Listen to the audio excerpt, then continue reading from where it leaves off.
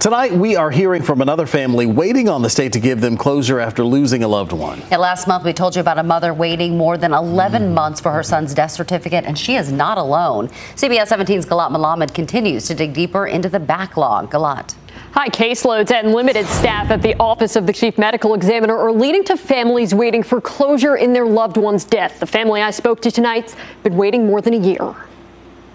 I just need answers now. Joyce Alexander wants to know why her brother died after suddenly collapsing 14 months ago. We don't know if it's something to do with drugs or something heart attack wise, but the point is we don't know. Her brother, Timothy Ray Jones, very jovial. That will be him. Died on April 15th, 2023. The family continues to wait for a death certificate with his cause of death, something especially tough for her parents, who are almost 90 years old. No one knows what time, what have you, but they're elderly and we don't know what happened when, and they still don't have closure. The State Department of Health and Human Services says pathologists are performing 100 more autopsies per year than a national standard suggests, and that's partially why they're not able to meet that standard's timeline for autopsy report completions. The standard calls for 90% of autopsy reports to be completed within 90 days. DHHS says the average time to complete or close a case is more than 200 days. Alexander has been waiting more than twice that.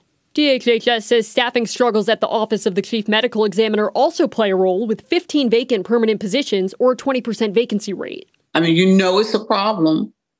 Okay, how are we going to fix it? In an effort to keep up with the demand, DHHS says there's a team of temporary staff that make up about 45% of the Office of the Chief Medical Examiner, saying they're a tremendous addition, but the positions are unstable. At the same time, DHHS says a rise in overdose deaths contributed to a 26% increase in the caseload between 2019 and 2023. Alexander is not alone in her wait, reaching out to us after hearing Kelly Bloss's story, who's waiting on her son's death certificate. Did you ever think it would take 11 plus months? No, absolutely not. And I hate it not only for me, but I hate it for other people that are going through this as well.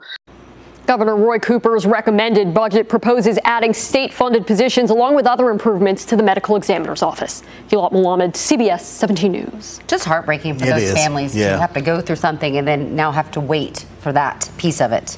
Yeah. All right, Galat, thanks for following up on that.